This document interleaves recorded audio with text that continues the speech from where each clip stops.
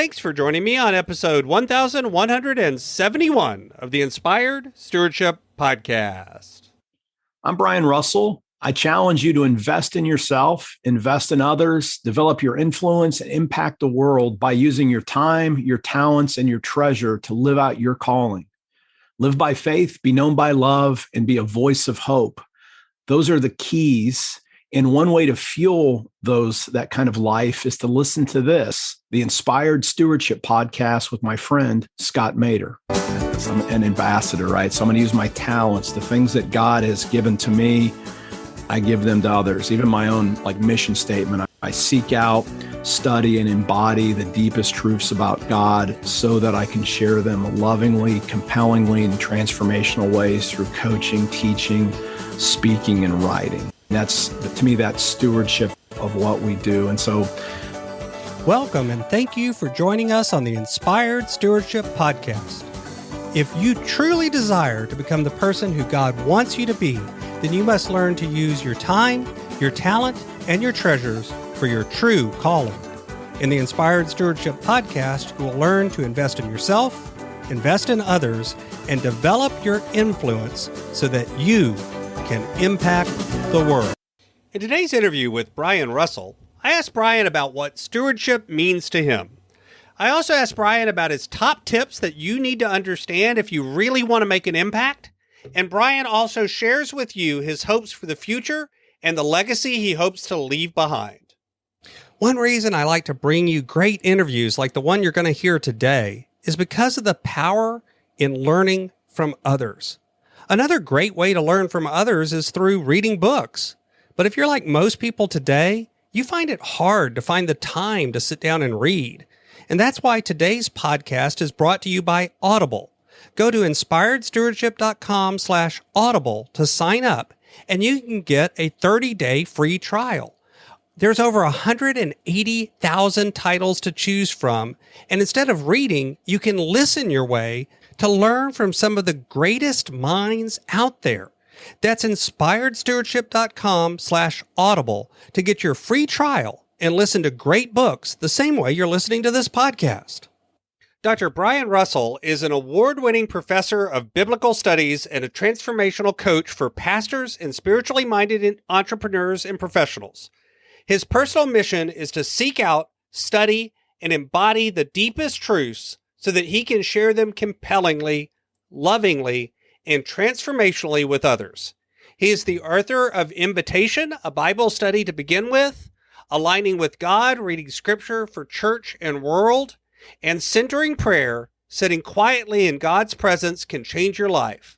He is also the host of the Deep Dive Spirituality Conversations podcast. Welcome to the show, Brian. Thank you, Scott. It's so great to be here today. So last week, I mentioned that there were a couple of words that I like to ask people to define, and this is the other one.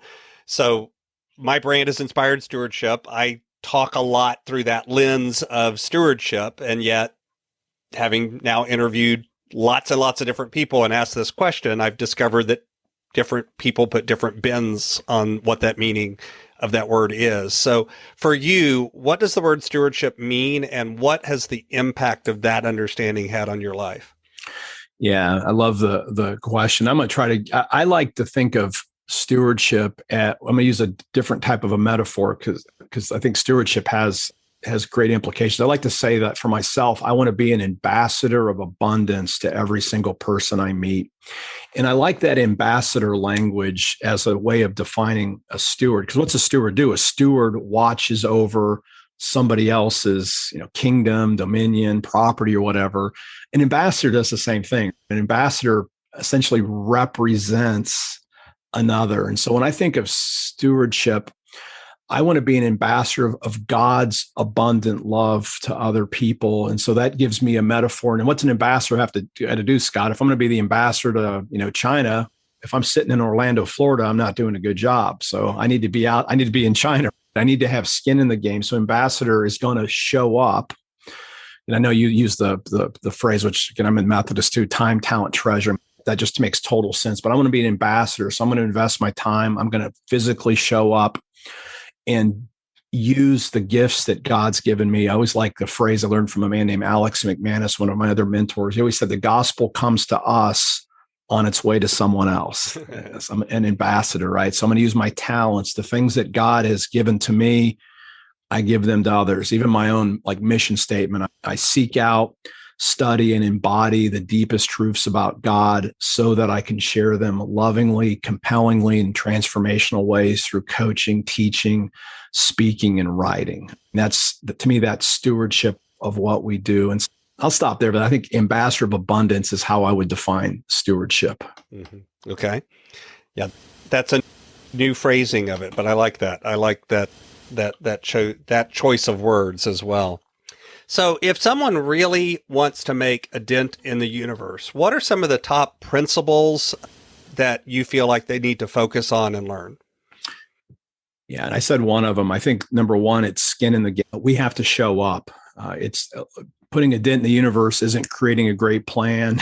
It's not what you write down in your journal. It's actually taking action. So we have to have real skin in the game if we're going to put a dent in the universe, which means we have to be willing to take some risks. That's what I mean by skin in the game. Along with that, then, you have to become comfortable with being uncomfortable, with failure. And so one of my favorite phrases, I got this from another coach named Dan Sullivan. He has a great turn of the phrase. He says, winning isn't always learning, but learning is always winning. And what he means by that is it's how you can be successful, but if you don't know why, you're not putting a dent in the universe, you just got lucky. But the key piece is you always want to learn. And so then even if something doesn't go right when you take your action, if you can learn from it long-term, you're going to win. And then I think the third principle to put a dent in yourself is, this is kind of cliched now, but we have to learn to be kind to ourselves, which means recognize our limitation. And that's where, again, all these have a faith component to it, but it's so critical that we make sure that we fuel ourselves, stay rooted in God's grace so that we can have skin in the game. And one of the easiest ways to overcome when you mess up or have something doesn't go well is like you remember that doesn't touch your core identity as being a person loved by God. And when you can serve out of those kind of three areas, yeah, you can put a dent in the universe. So I wanted to ask you, this is my favorite question that I ask each listener. And a few weeks ago, you alluded to the idea of seeing people and seeing the ripples that they leave behind. So if I invented this magic machine and I was able to pluck you out of the chair where you sit today and bring you into the future, maybe 100 to 150 years, and you were able to magically look back on your whole life and see the impact and the ripples that you've left behind, what impact do you hope you've left on the world? Yeah, and when I was looking at that question, I immediately thought of that image that I did share, and I'm gonna stay with that because that's a new learning, and I'll just want to talk about how that's different for me. And this has been a game-changing shift in my own life just this year.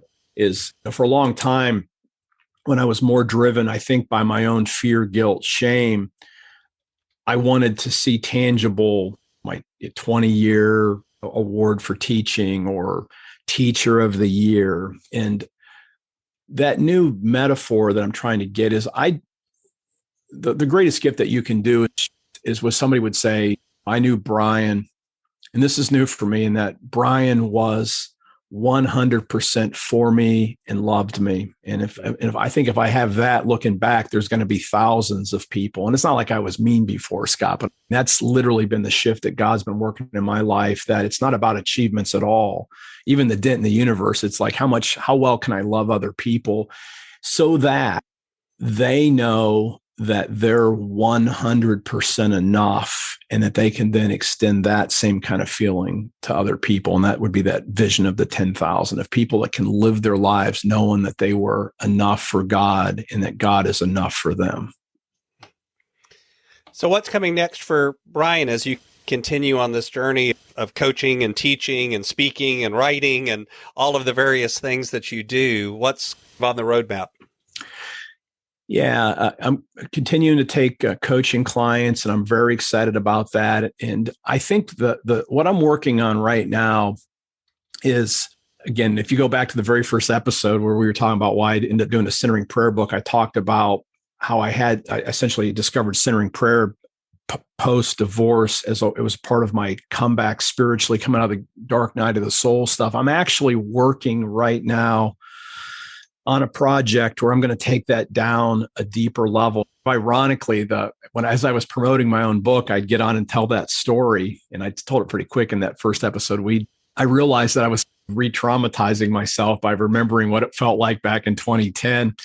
And I realized that I had more work that God had to do in me. And so at the end of 2021, I did some deep trauma work on myself, and I literally released stuff that I thought was already gone in my life, and it completely opened up my insides. And then I mentioned another episode about this tree that had fallen sideways. And so I'm writing a book. It's going to be, we'll see what the title is when it comes out. I'm thinking it's going to be something like The Healing Tree, how to live again when you thought your life was over.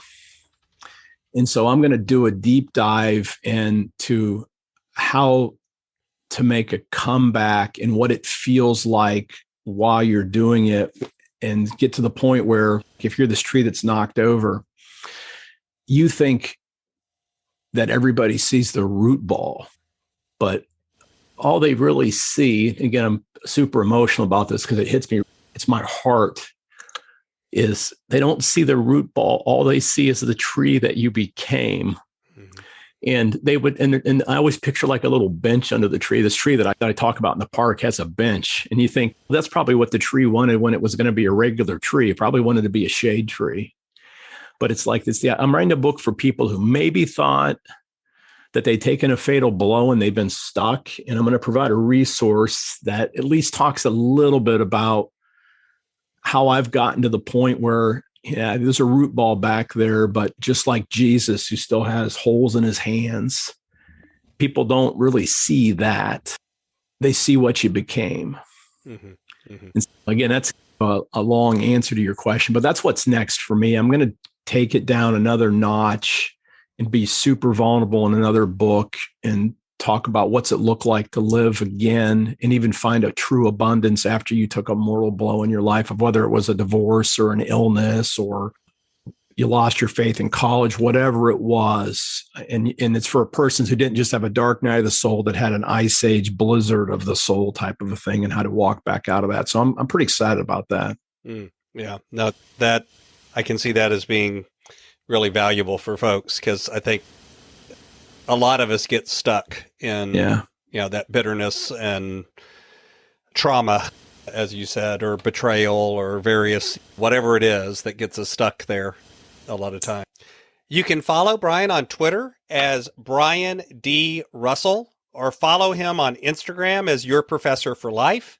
He's also over on LinkedIn as Brian Russell, PhD. You can also watch some videos that he's got on YouTube as Deep Dive Spirituality with Dr. Brian Russell. That's Dr. Brian Russell.